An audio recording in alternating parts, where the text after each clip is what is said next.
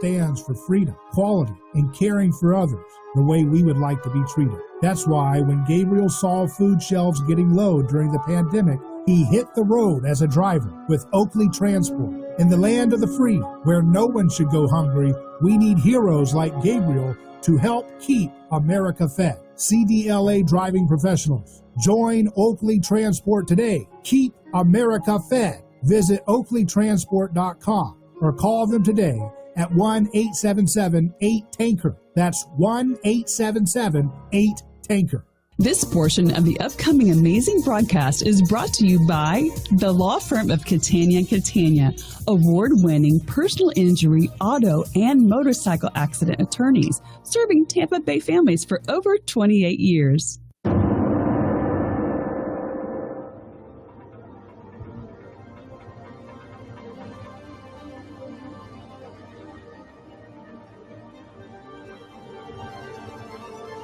From the heart of Central Florida, you're listening to the most electrifying show in media, A Neighbor's Choice. And I'm your host, your neighbor, David Gronowski. So glad to be with you once again across Central Florida, the Sunshine State, coast to coast. Happy to be with you live. We're going to have a great time. Lots of exciting guests on today's program. And you don't want to miss that. Our website, aneighborschoice.com. That's aneighborschoice.com. And I wanted to start this segment, this hour of the program, by asking why it's become so fashionable to blame baby boomers for all the problems that are going on in the economy and society. And surely there's a lot of blame to go around for all kinds of different folks. But why is it that baby boomers have been, blamed by Generation X and millennials, and Generation Z started the okay boomer meme to try to, mock the elders that they don't know how to use computers, or they don't know how to dialogue on the internet in the way that is considered to be kosher. Typing in all caps sometimes.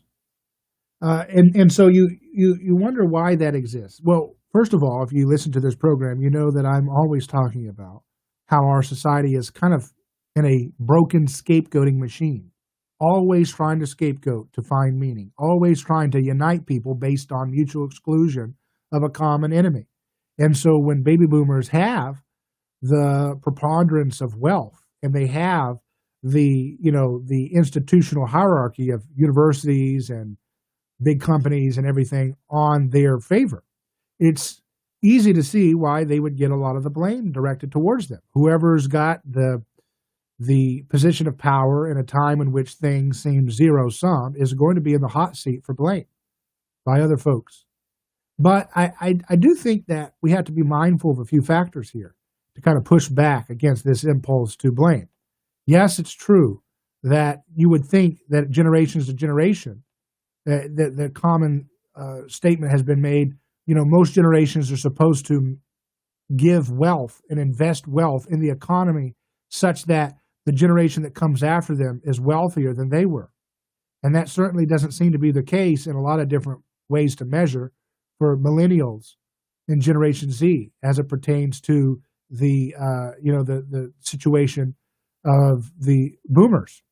So you can see, well, that's an excuse for why, they are the culprits of our problem.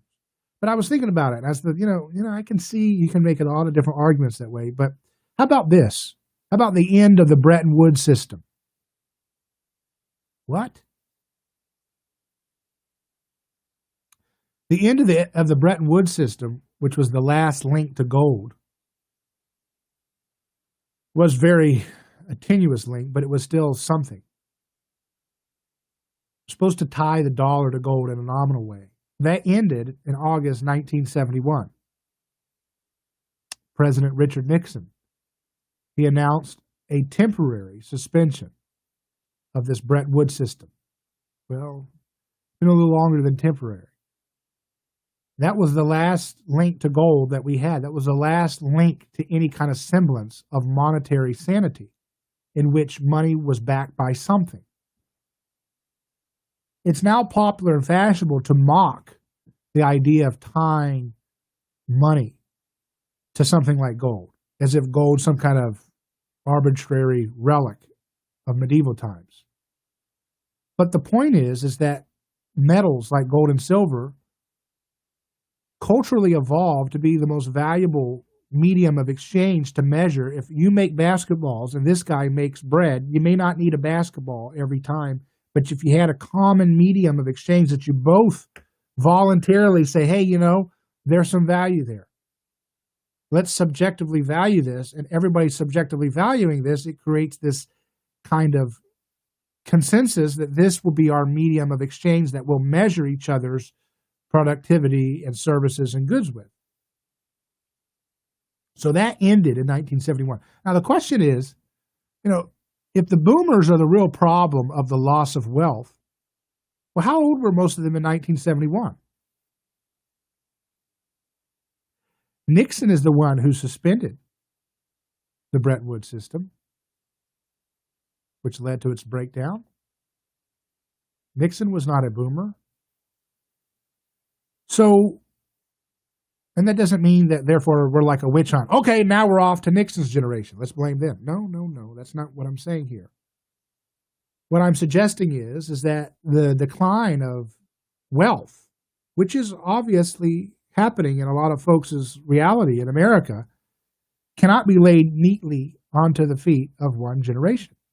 Because the Bretton Woods system, I would argue, is one of the biggest factors. The end of this last severance of any connection to gold, is one of the biggest factors in the decline in wages, in the decline in growth, in the decline of innovation.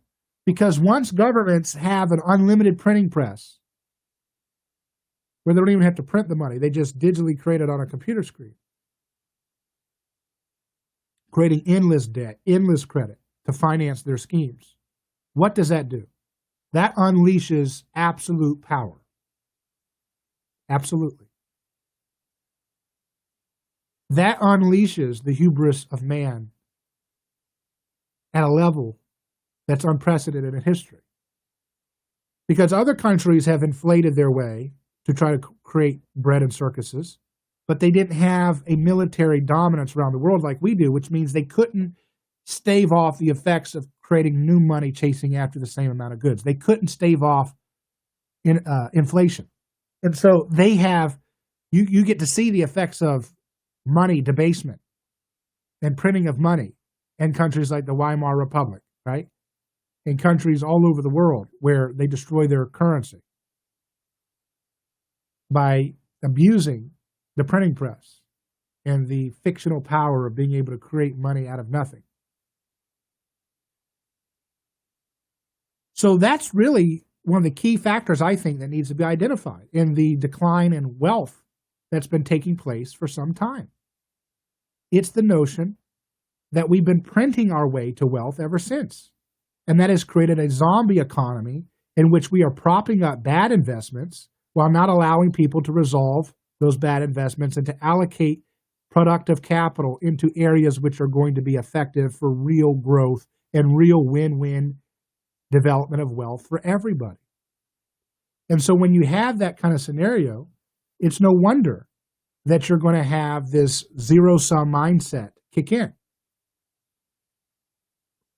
where folks feel like it doesn't make sense. This is an illusion. There's all this appearance of wealth all around me, but my wages are not that good. There's all this appearance of wealth and decadence in the American consumerist economy, but my job is not very fulfilling. It's not very strong. It's not very robust. And so it creates this scapegoating atmosphere where people say, who caused this? Who did this to me, right? And that's a bad psychological space for a society to get into. And my program is all about helping us get out of that. Everybody else in much of mainstream media, left or right, is all about blame the Democrats, blame Republicans. Look, that is the child's play game. This is the good stuff. This is the top shelf conversation. This is where we get into the real nitty-gritty meat of the matter. And so you look at that situation and say, okay, it can't be the boomers because the 71 is when the Bretton Woods system ended. These guys are kids at that time. And that's the biggest connection to the decline in real growth of wealth. Because you can print money. And what happens when you print money? Well, guess what happens when you print money? It creates a situation in which you have the appearance of wealth, but the non-reality of it. And there's no savings, there's no building, there's no investment, there's no innovation. If government can print money out of thin air, guess what? They can have the money to regulate and create bureaucracies, that labyrinthine bureaucracy that clamps down on cutting hair, on innovating what a dryer looks like, on innovating what a home looks like, on innovating how a brick could be made, on innovating how to make steel or something better, or innovate how to make a car better. You can't do anything because you get these labyrinthine bureaucracies that are financed by money printed out of thin air. And then guess what else money printing out of thin air does?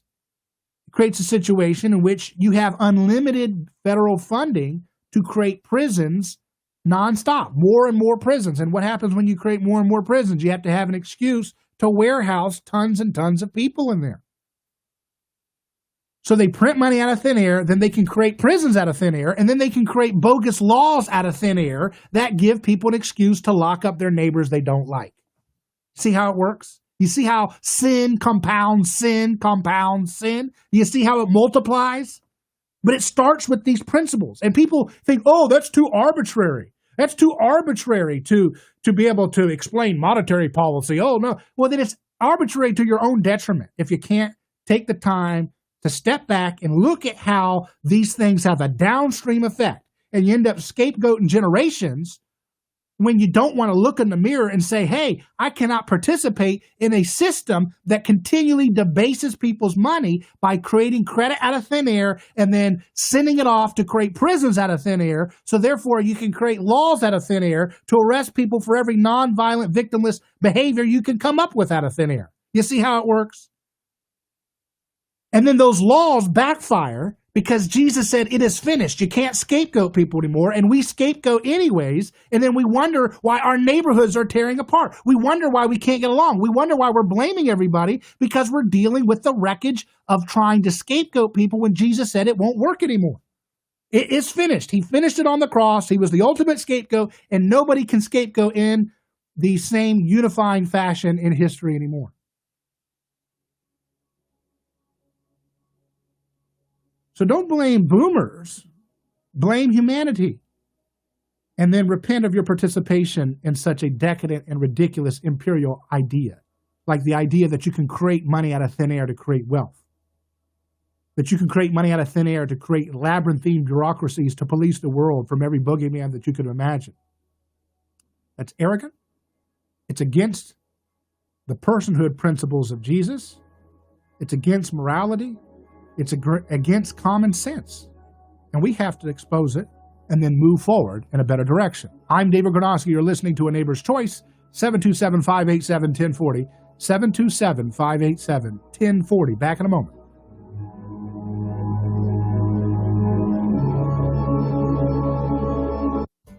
A lawsuit is not something that anyone looks forward to. It's a stressful process. There are attorneys in Tampa Bay that keep clients well informed, creating less stress. That law firm is Catania. Personal injury law is defended with full disclosure. There is no guessing game. If it's an auto accident, medical malpractice, nursing home negligence, unsafe working conditions, or motorcycle accidents, the law firm of Catania will handle the process worry-free from start to finish. Many victims don't realize they have a claim for the loss until they talk to Catania. They only represent private individuals and treat every case as if it's going to trial. Putting families first is more than just a slogan. It's their way of practicing law. It's a commitment to you. Remember, they don't get paid if you don't get paid. So go to Catania.com. Over 28 years in practice. Catania, personal injury, auto, and motorcycle accident attorneys. Catania, putting families first. Office Tampa. Not attorney spokeswoman. David Gronowski here. You probably know that it's good to own some gold. Well, I want to tell you about Monetary Metals, a company started by my frequent guest, Keith Weiner. The conventional way to own gold is to buy coins at high cost and hide them at home, or pay annual fees to store them in a vault, where they just sit there. Monetary Metals is different. With Monetary Metals, you buy gold just above spot and then put it to work so that you're earning interest, paid out not in dollars, but in more ounces of gold. To top it off, there are 0 vault fees. So stop having your metal just sit there. Upgrade to Monetary Metals today and start earning interest on it. Upgrade at interestongold.com/David. That's interestongold.com/David. Not ready to go to your favorite seafood restaurant? Get the highest quality fish for less delivered straight to your door by Fast Fresh Seafood. Order our fresh hot snapper, grouper, mahi, and more. They're boneless, skinless, flash frozen the same day and individually vacuum wrapped. Pick the size filet you want, the amount you want, and checkout's easy at fastfreshseafood.com. The best thing, every fish is on sale. Fastfreshseafood.com. Caught fresh for you, delivered straight to you. Stay home and stay safe. I'm attorney Young Kim. The financial problems caused by the coronavirus nightmare are not going away anytime soon. If you are behind on your credit card or mortgage payments, or bill collectors are harassing you, there are ways to get them off your back and legally wipe the slate clean. Call Consumer Law Attorneys at 99FRESH for a free consultation. Learn how we can stop the bank and collection companies and help people in debt get a fresh start. Call 888-99-FRESH, 37374. Main office, St. Petersburg.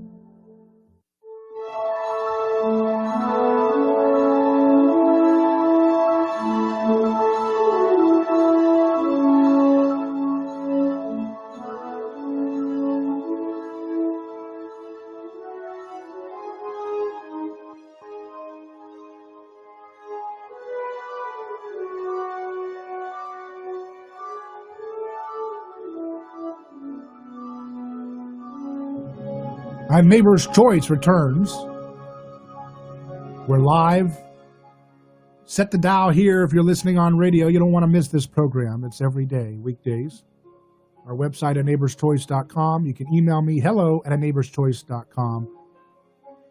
You can call in at 727-587-1040. William online listening says, thank you for addressing the money issue.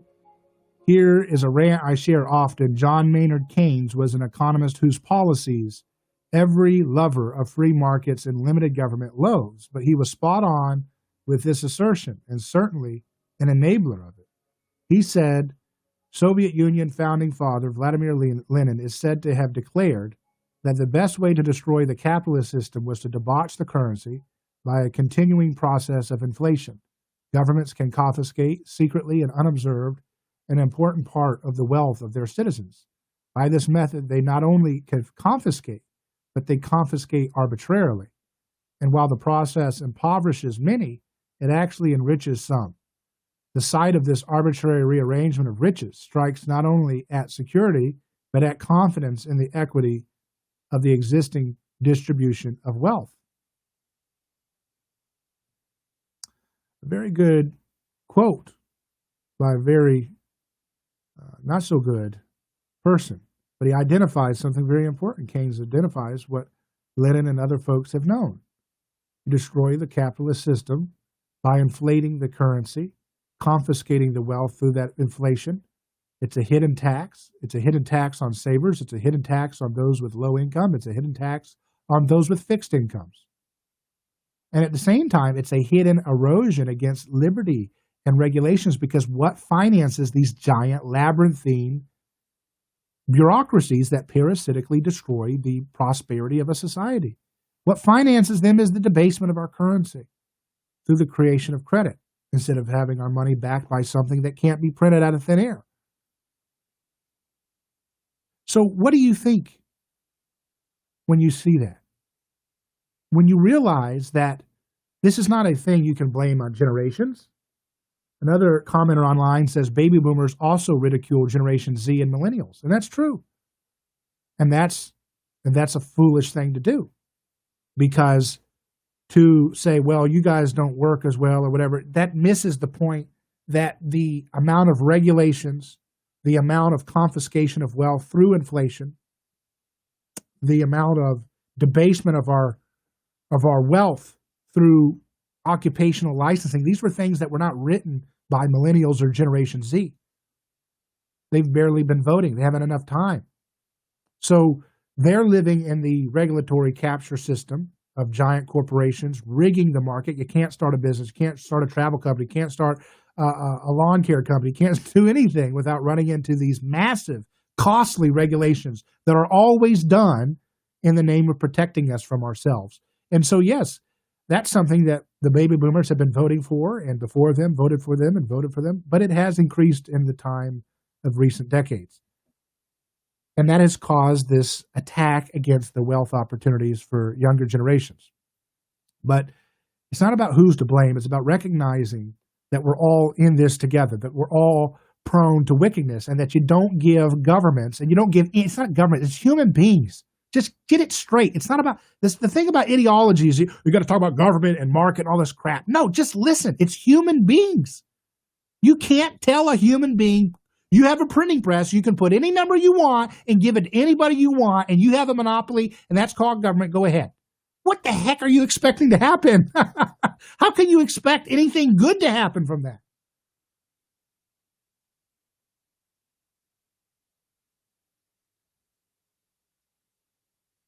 So you look at this system, and you see this meme that people were posting. I used to be a libertarian. I believed in the idea of granting the left the freedom to do whatever they want so long as they left me alone. But then I realized they would never leave me alone and would never extend to me the same freedoms I had extended to them.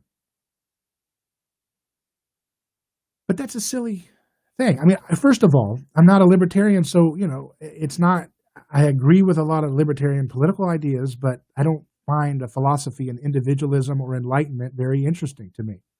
But I respect some of the political ideas that have been developed in that space, and they are fellow travelers on a lot of different, issues that are affecting our society. But we know that that meme is inaccurate because we have given the so-called left, we have given them a monopoly on educating our children, a monopoly on educating our colleges, on our college-age children. We finance that with government. And then we gave government the monopoly on issuing credit, and then they created trillions of dollars out of thin air, which gave them an unlimited ability to create every awful bureaucracy that has stifled creativity and innovation and thinking outside the box ever since.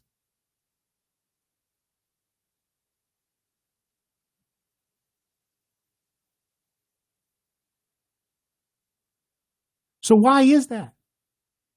How can you say, I tried libertarianism? You didn't try libertarianism.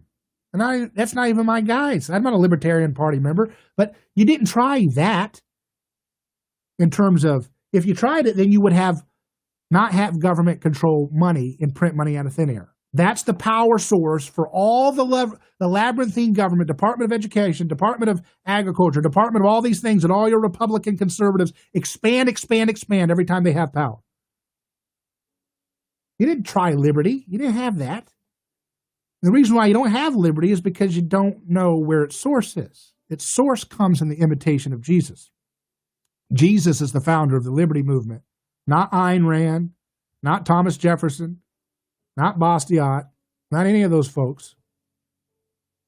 Jesus is the founder of the real liberty movement. Everything else is just an imitation. And so we haven't had liberty. And if we did, if we practiced what we say we want, which we say we want freedom, we say we want liberty, then we wouldn't have a monopoly called government doing our education for our kids. We wouldn't be sending our kids off to a daycare center for most of their life to have government representatives educate everything about reality. To me, it's obvious. We have been worshiping a false god for some time. And we have been worshiping the false god made in our own image. We think that it's possible to give a human being the power to create money out of thin air to the tune of trillions of dollars, and everything will be just fine. All you got to do is you just get the right party to manage it. That's insane. You want to talk about Christianity? That's a terrible sin, to think that you can give that kind of power, which you do not have the power to give, to somebody else to create money out of thin air and think, just get the right party in, then it'll all work out. No, it will not. And to think that is a myth. It's fake news, and we just broke it. We'll be back in a moment.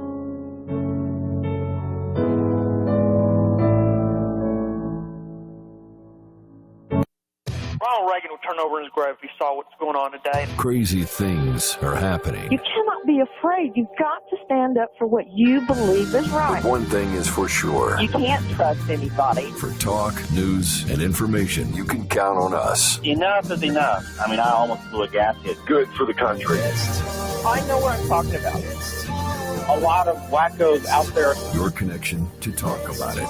The all-new News Talk 1040, WHBO. More protests in Wisconsin over the police shooting of Jacob Blake. Some have vandalized businesses or set buildings on fire, and that's upset Blake's mother, Julia Jackson. I noticed a lot of damage. It doesn't reflect my son or my family. Governor Tony Evers has declared a state of emergency. Blake's family says he's now paralyzed from the waist down.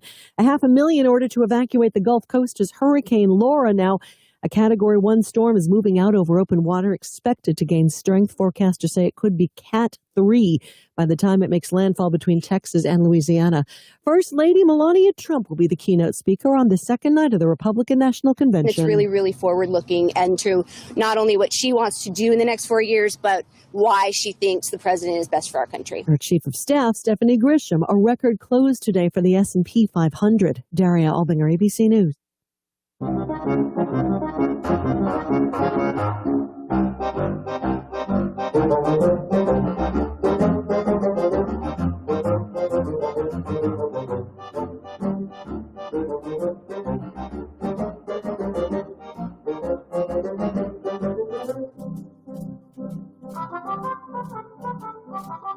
Welcome back to A Neighbor's Choice, and we're happy to have this segment that we do. We enjoy this, and that it's with our friend Amy Povah, who is the founder of Can Do Clemency, which is a foundation dedicated to serving those who have been forgotten, men and women around this country who have been forgotten by unjust sentences that have been ruining and breaking apart families for many decades now, and it's all coming to light. And we're so glad to have with us now Amy Povah. How you doing? I'm doing great, David. Thank you so much. I so enjoyed doing your show. And it's great to have you. And I think we have a special guest with us as well, someone who has got some positive news for us. We have Dickie Lynn with us, joining us from Key West, right? How you doing? Hi, I'm fine. How are you doing, Dave and Amy? I'm doing wonderful.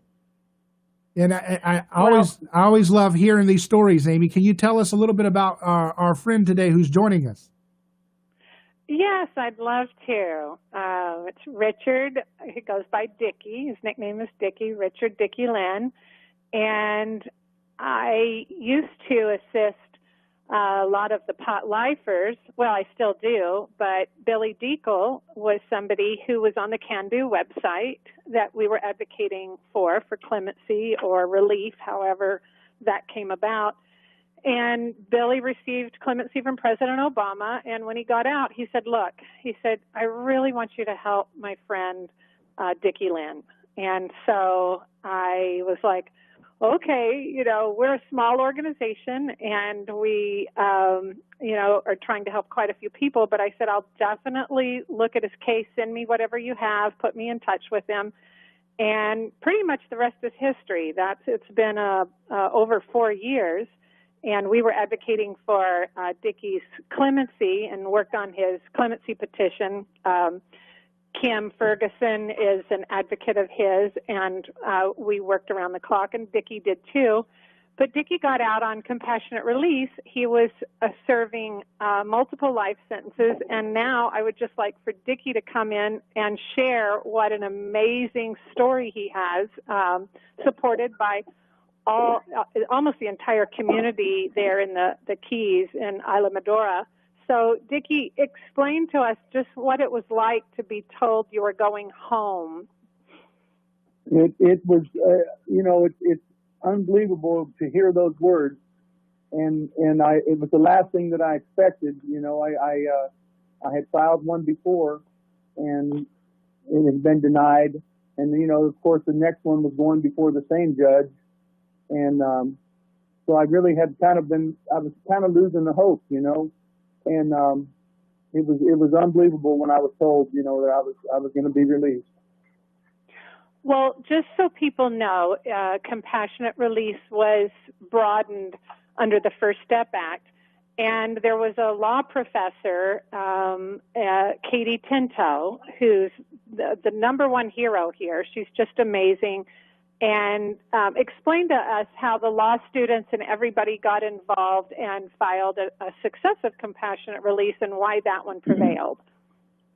Well, what happened was on my first one, there were some articles written in the paper, and Katie read one of them and reached out to me and told me that she had, she would like to take my case and to refile based upon the fact that the judge had missed a lot of the points of the First Step Act. Because back in the day before the First Step Act, it had to be, the BOP had to grant you compassionate release. So it didn't go before the judge until after the BOP said it was okay. So if the BOP, in my situation, they didn't respond within the 30 days that the First Step Act called for, so I went into the court. And Katie assigned 3 people to me. There was a great team that I had, and they filed the petition. They talked to me for about 2 hours on a legal call, and then I sent them all the documentation, and they filed the petition, and we supplemented it with there was a doctor out in California that gave a declaration as to my health and my medical problems, and that doctor's declaration, I'm sure, had a lot to do with why I'm sitting here talking to you, because as you know, medical is not good in the BOP. It's a sad thing in there, and we've watched a lot of people pass away that don't, they didn't need to pass away. And there's so many people with draconian sentences in there. It's just unbelievable. Yeah. And I've always said that somebody that commits a crime, you do 5 years, you do 10 years. Most of my co-defendants have been out for decades. I was the only one that got life out of 28 people. And, there were so many people that I've been around that they're good people. They're never going to commit another crime, but yet they're just being warehoused. It's a sad situation. Yeah, when you have a government that can create money out of thin air, and then they can create prisons out of thin air, then they have to create laws out of thin air to get people in there. So that's how they make the machine. It's a very simple. Exactly. I mean, it's the draconian sentences that they give out today. It's just warehousing inmates. That's all it is. I mean, the guards get paid more than our teachers for our children. Mm. Yeah. And there's the factor of slave labor, because before Absolutely. mass incarceration kicked off in the mid-'80s and throughout the '90s, you almost had somebody leaving prison about the equal ratio to people coming in. So there was no reason to have an explosion of new prisons. But when mandatory sentencing came into play and all the other laws, like not allowing us to file successive 2255s, the Supreme Court started in every decision saying that it could not be treated retroactive, which would have allowed people to go home. It really exploded the prison industrial complex, but they have a job for all of us over at Unicor, where they will start you off on 23 cents an hour, and if you work real hard, you can make a little over $1 an hour. So I think that's a big component. But tell us about how the community, not very many people. Dickie, one of the reasons why your case was so compelling to me was that 4 DEA agents were in your corner. Some of them were on your case, but they all wanted you to come home. They felt like you had gotten a raw deal. I know that we don't need to go into all the particulars, but I guess the prosecutor was somewhat extraordinary in the way that she prosecuted your case. But everyone in your hometown got behind you and wanted you to come home. And that's just extraordinary. I've never seen that in a case before. Yeah, it was. I'm truly blessed to have the support from the people down here. I mean, when you talk about Keys Strong, there's a lot of people. There's a lot of people down here who went away came back and never committed another crime, and they're good members of society now. And to see the love that people have showed me is just unbelievable. And I'm looking at your letter online here on candoclemency.com, and it says you're writing to President Trump. Mr. President, over these past 29 years of my imprisonment, I have lost my dear mother, my older sister and brother. My 2 children, Cara and Jason, are now adults with 5 beautiful grandkids between them. I have many dear friends and even a couple of retired DEA agents who support me. The case agent who arrested me back in 1989, Ed Odom, and another agent named Kevin Peterson. So it looks like you really are an example of how it takes a community to stand up, right? And not, right. that Bible passage of leave the 99 and go after the one. They went after you, didn't they? They got you home. Yeah, they did. That's a fact. Amy, Katie, everybody. I mean, it was, it wasn't just one person. It took a village. Well, Dickie, Lynn, I appreciate what you're saying here. Tell folks there's a lot of folks in talk radio that hear different messages about the First Step Act. Some have said, it's letting out, violent offenders. Of course, your case was a nonviolent charge, but tell folks, President Trump got this done. Obama didn't get it done. Other folks didn't get this kind of a bill done. What's your perspective on this act since it's granted you the ability to go back and see your family now, come home? Well, without the First Step Act, the BOP would have denied me without a doubt, because their track record as far as compassionate release goes was so bad. That's why Trump put the First Step Act in place, to hold them accountable for what they were doing, because the percentage of people that were filing were not getting it. They were denying them, and then that's as far as it would go, is to the BOP. It never went to the judge.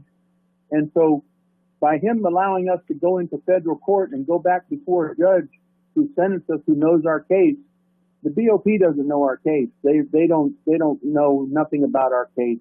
All they do is deny, and then they make you go through administrative remedies, which are a joke. You get the percentage of winning a administrative remedy is about 1% at the most, maybe not even that high. But what the First Step Act did was put it back in the judge's hands, and it gave us the opportunity to go to the judge.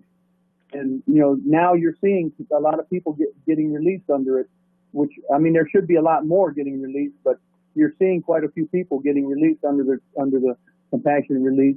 And Trump also needs to do something with clemency, with the people that Amy are fighting for right now. They need to take a hard look at a lot of those people, because they're good people, they're nonviolent people, and they need to be home with their families. There's no reason to keep them in there any longer. When you do 5 years in prison, your life is kind of ruined anyway. Then 10 more, then 15 more, then 20 more. There's no point in it. All they're doing is warehousing people.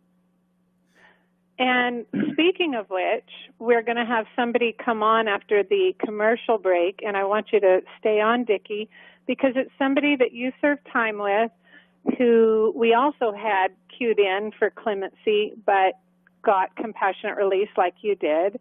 It was Frank Merold. Beautiful. And yeah. I know Frank. I know Frank, yeah. Well, Dickie, I want to ask you, we're going to have him reunite with you on air in just a moment. But before I do, I want folks who, let's say, we've got listeners all over Florida right now. We've got News Radio, WFLA Orlando, 93.1 listening, 94.1 listening, 540 AM. We've got WHBO 1040 in Tampa Bay. So we've got a lot of Florida listeners. And I'm sure some folks are saying, but what about being tough on crime? Don't we need to, if you do the crime, do the time? What would you say to folks like that, having been in the prison system about as long as I've been alive, Yeah, well, what I would say to them is, okay, let the time fit the crime. There's no reason to give somebody a life sentence for a handful of drugs. Mm-hmm. And then you take away parole, you take away any incentive to do anything. In most of the prisons, all of the jobs are held by a certain person that gets there first, and the rest of the people, all they do is they're warehoused. They're just sitting around. They're not doing anything. And what I say is, okay, let the time fit the crime, but there's no reason to give a life sentence for a nonviolent drug guy. You know, I agree heinous crimes need maximum punishment, but when you have nonviolent drugs, you have pot guys, it's legal in how many states, right? And you have these pot guys that have life sentences. It's ridiculous for something that's now legal and is used as medical too. I mean, it's ridiculous. Well, very good. When we continue with Amy Povah and Dickie Lynn, we're going to be joined by a special guest, someone who served with Mr. Lynn in Coleman Prison, not too far from where we're broadcasting live from the Sunshine State. You can visit Amy Povah's organization, CanDoClemency.com. Go there, CanDoClemency.com, to learn more about stories like Dickie Lynn. And we'll be back in just a moment, live on A Neighbor's Choice.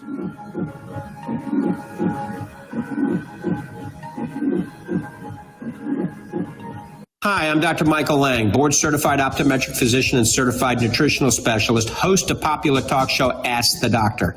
I've researched and developed an amazing new omega-3 product that you'll see incredible results with. It's called Fortify Super Omega-3 Max. I had one of the top Norwegian omega-3 research teams in conjunction with myself and Fortify Vitamins aid in the development of this advanced omega-3. This product is the most potent and purest triglyceride form omega-3 in the United States today. Omega-3 is great for all aspects of your health and well-being, especially in this unprecedented, challenging time. I am giving a 25% discount with promo code RADIO during this viral pandemic. Go to my website, fortify.com. That's FORTIFEYE. Remember the EYE in Fortify. That's fortify.com. Enter the promo code RADIO to receive the 25% discount. David Gronowski here. Let me tell you about a man named Gabriel. Every day, Gabriel puts on his boots and drives across America to make sure our store shelves stay stocked with the food people count on. See, Gabriel served our country overseas. He knows that America stands for freedom, quality, and caring for others the way we would like to be treated. That's why when Gabriel saw food shelves getting low during the pandemic, he hit the road as a driver with Oakley Transport. In the land of the free, where no one should go hungry, we need heroes like Gabriel to help keep America fed. CDLA driving professionals. Join Oakley Transport today. Keep America fed. Visit oakleytransport.com or call them today at 1-877-8-TANKER. That's 1-877-8-TANKER. For over 18 years, I've enjoyed an AV rating of 5.0 out of 5.0 from Martindale Hubbell. I received this from my fellow lawyers and judges. If you've been injured, call Diaco Law at 888-SOS-FIRM. At Diaco Law, we will take your call. Medical malpractice or wrongful death? Call SOS. Call Diaco Law at 888-SOS-FIRM for a free injury case evaluation. And remember, there's no fees or costs unless we win. At Diaco Law, we will take your call. Are you tired of high cable TV rates? Sign up for Dish today and get a $500 bonus offer while supplies last. Plus, lock in your price for 2 years guaranteed. Call All American Dish, your Dish authorized retailer now. 800-818-3967. 800-818-3967. That's 800-818-3967. Offers require credit qualification, 24-month commitment, early termination fee, and e-auto pay. Restrictions apply. Call for details. My name is Abe Lincoln, and I've been thinking there's a website this country needs to know. It's official government information, from job listings to student loan applications, and the name of the website is USA.gov. What's a website?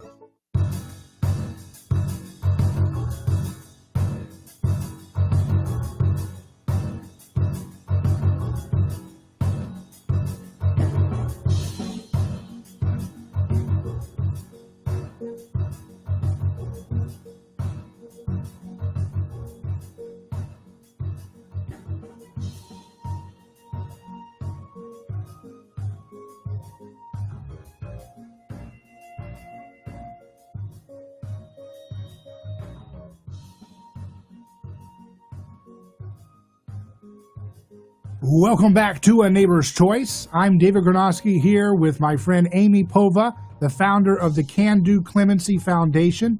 You can go to their website at candoclemency.com. They're the tip of the spear for doing so much of the compassionate release projects and clemency, working with the White House, working with folks that have got unjust sentencing and they need to come home, especially in this time of pandemic when people have immunocompromisation and so forth, and they're living in close quarters in these prisons that are not very hygienic.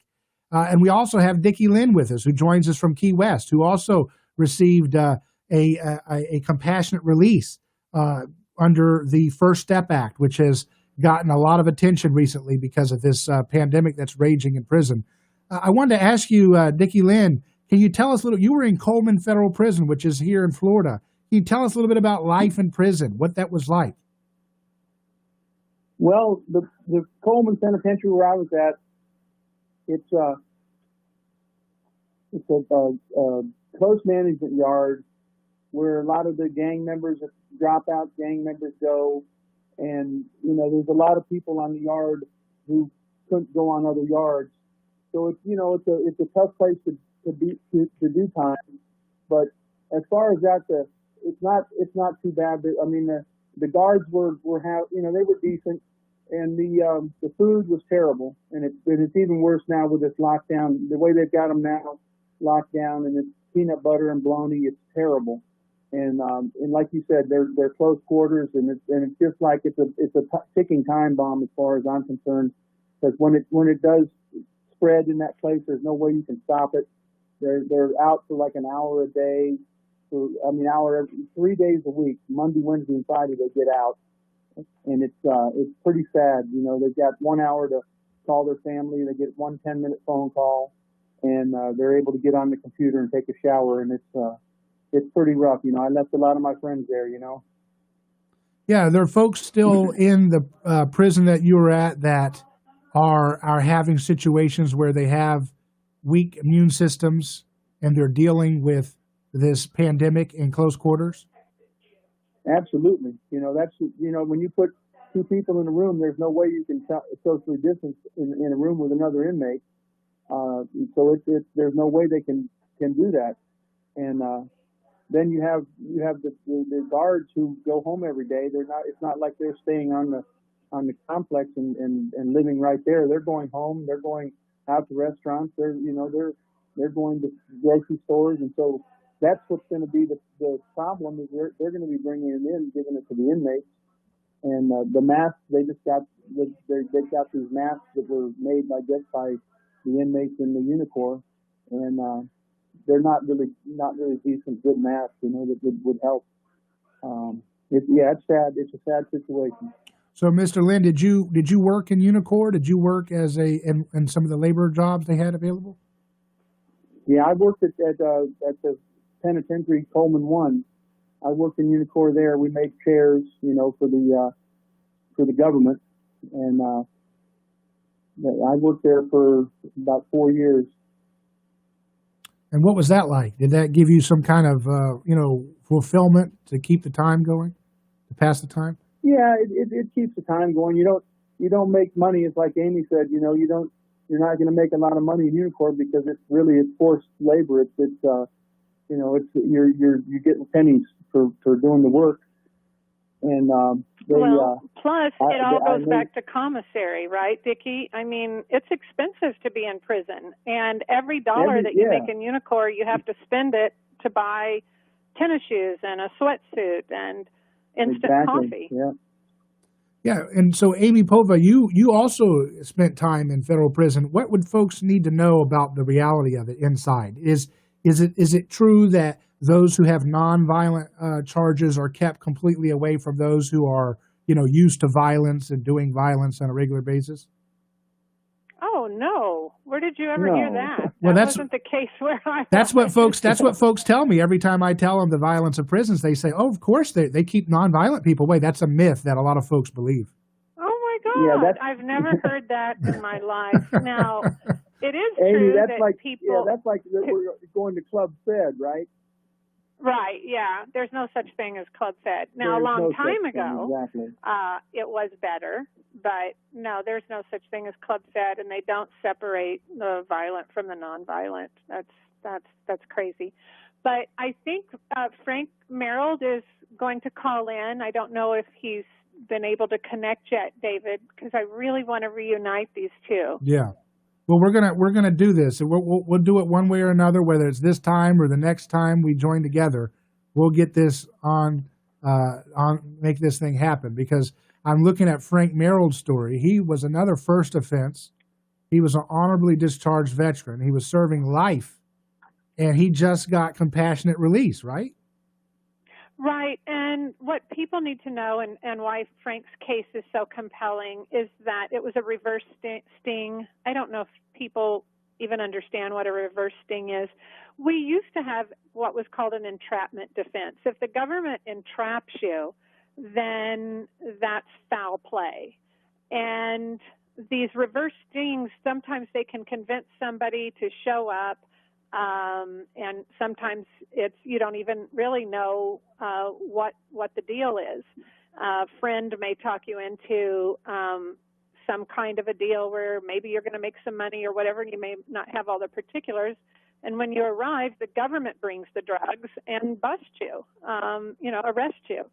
And so I wanted Frank to come on and talk a little bit about that, but we can have him on another time. But more importantly, Dickie and Frank served time together, and the two of them were serving life, and I just wanted them to have a conversation about what it's like thinking that you're going to die in prison. And frankly, Dickie, you had such horrible health with your heart, and then the pandemic. I bet it got very scary for you in there, didn't it? Absolutely. It absolutely did. And plus the medical now, since the COVID epidemic, there is no medical. I mean, there's no dental. If you have a problem with a tooth, they'll pull it out, but that's all they'll do. They won't grind. They won't do, anything with suction where the air, where the mist would be in the air. But, that's what they're doing now. And, as far as the medical goes, there is no medical right now. I mean, it was very dismal to begin with, and now it's even worse with the COVID. And as far as what you were talking about a minute ago with the sting operations, that's the government creating the crime. It's not the people that are doing 40, 50 years life sentences for going there and wanting to make that fast dollar, which is what happens. They get a CI and send them out, and they say, oh, we got a warehouse over here with 50 kilos of cocaine. We'll go steal it. And then when they pull up, they tell them, oh, make sure you bring a gun, so they can get them with the gun, charge them with the gun. And they give these people 40, 50, 60 years in prison on something that the government created. The person probably wouldn't have created the crime. He wouldn't have done the crime had he not been enticed by the lure of the easy money. Right. Exactly. Yeah, and terrible. They target people who are on hard times or financially strapped. Right. It's all such a horrible setup. I can't even imagine that human beings do that the to people. ATF are terrible at that. I mean, I've read so many different stories about them, but they're terrible at doing those sting operations. Well, Dickie Lynn, I'm glad to know that you're back home. It's a good place to go home to, huh? Key West? Oh, it's paradise. It's beautiful, and everybody has been so welcoming to me, and it's just, it's unbelievable. It's Amy saw what it's like down here, and it is our little paradise, and it's, I'm so happy to have everybody that worked on my case, and Amy and Katie, and there was Harrison was one of the law students, and Julianne and Simi. Mm-hmm. They, I owe everything to them. And today is Dale Roderick's birthday. A big advocate of yours, Dale Roderick's birthday. He turned 60 today. Yeah. Well, it takes a village to set captives free, doesn't it? So we're glad that you're home. Yeah. And we're going to hear from you more again. I hope to have you on again. And thank you, Amy, for what you've done to be a facilitator for folks like Dickie Lynn coming home. And we're going to hear from Frank Merold when we hear from you again, Amy. So thanks again for joining us. It's my honor. Thank you, David. NeighborsChoice.com is our website. You can go and see this interview if you missed it and want to share it with your friends and family. Go to NeighborsChoice.com. You'll be able to share this interview and more. I'm David Gronowski. Godspeed.